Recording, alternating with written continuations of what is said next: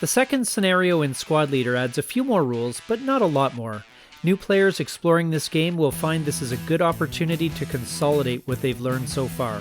Let's teach you how to play this scenario in just a few minutes here on Legendary Tactics. The second scenario basically adds some extra support weapons to the mix. First of all, flamethrowers. Here is a flamethrower counter. You can see the firepower factor of 20, the modifier to incoming fire, the range and penetration factor, which is boxed, meaning that it has no long range and no modifiers for point-blank fire, and the triangle, which means no leadership modifier ever applies to its fire combat. On the reverse, there's a breakdown number and a capital letter A, which means only assault engineers or leaders with a modifier of -2 or -3 may operate a flamethrower, and those units may not fire other support weapons while doing so. A squad can utilize its inherent firepower in the same fire phase when it uses a flamethrower. However, the squad must fire at the same target as the flamethrower, and the flamethrower must utilize a different dice roll for its attack. This flamethrower dice roll is rolled first. If the dice roll used in resolving flamethrower fire combat is ever a 9 or more, it is considered out of fuel and is removed from the game after that particular fire combat has been resolved. But these flamethrowers are a little bit dangerous to carry around. If a flamethrower occupies a target hex, a fire group attacking the flamethrower target hex qualifies for an additional -1 fire modifier to the attacking dice roll. Unlike other weapons, flamethrower attacks are not halved during the advancing fire phase, even if the unit carrying the flamethrower moved earlier in the turn. If the flamethrower ever scores a KIA on the infantry fire table, all support weapons in the target hex are also eliminated. The other support weapon Scenario 2 adds is Demolition Charges. Demolition Charges are considered a support weapon that explodes in the target hex with a force equivalent to 30 factors on the infantry fire table. Only assault engineer squads, here reading 838, or leaders with a leadership modifier of -2 or -3 may place a demolition charge. Demolition charges may be placed on the target hex from any adjacent hex reached by the engineer or leader who is carrying the charge. The only exception to this is that they can't be placed from a lower to a higher elevation across a cliff hex side, but that doesn't come into play in the game quite yet. The charge is placed on the target hex during the movement phase of the owning player, and the unit placing the charge does not need to remain adjacent to the target hex. While in the placement hex, the engineer, squad, or leader that is placing the charge must survive all enemy defensive fire without breaking or being eliminated. If the unit attempting to place the charge is broken, the charge remains in the hex and does not explode. If it is operably placed, the charge will explode at any time during the following advancing fire phase at the owner's option, and then is removed from the game. All dice roll modifiers for protective cover, such as +3 for a stone building, are utilized. Leadership modifiers do not affect the dice roll of the exploding charge, however. See the triangle on the counter. Concealed units are attacked at half strength, which is 15 firepower factors. An assault engineer squad may utilize its firepower in the same advance phase during which its demolition charge explodes, but the squad must fire at the target hex containing the placed demolition charge. Whenever a demolition charge scores a KIA result on the infantry fire table, it eliminates all support weapons in the target hex as well. Demo charges can malfunction too. Like all support weapons, they malfunction on an effects dice roll of 12. And now we'll take a look at smoke counters. These are not support weapons, but are used to reduce visibility in the hex in which they're placed. You can't carry smoke around, but assault engineer squads may place smoke counters. Each squad can place up to 1 smoke counter per turn.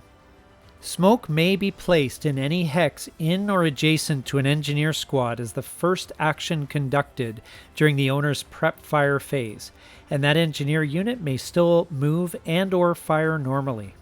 Smoke counters do not count against stacking limits, and units may move into or through a smoke-filled hex after paying an additional 1 movement factor penalty. Any fire group which traces the line of sight into, out of, or through a smoke-filled hex suffers a modifier to their fire combat dice roll, and to the to-hit dice roll for heavy guns, which will come along later. This modifier is equal to the roll of 1 die. Smoke has no effect on demolition charge, flamethrower, or artillery combat attack resolution. It's important to note that the smoke modifier roll is made after the fire combat dice roll of each fire group and affects only the fire of that particular fire group. Once played, a smoke counter stays in place until the beginning of the next prep fire phase of the player who placed it, at which time it's removed. Now let's look at concealment. A concealment marker, one with that question mark on it, is not considered to be a support weapon and does not count against stacking limits. A unit or stack of units underneath the concealment counter cannot be inspected by the opposing player and is treated as an opposing squad until proven otherwise. Concealment counters can be placed on top of any squad or leader, even if they are broken at the end of that unit's complete player turn, during which it has not moved, fired, made smoke, been fired upon in a way that resulted in a morale check, or, unless it's in a bunker, has been adjacent to an enemy unit. They can also be placed from the outset due to the directions of the scenario at play. You can only place concealment markers in woods or building hexes.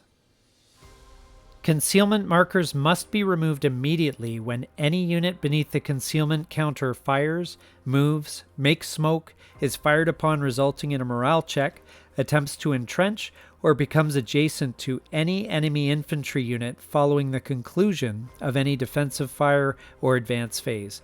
This means that if any concealed unit wishes to fire or move, even if the rest of the group didn't take any action, their cover is blown and the concealment marker is removed.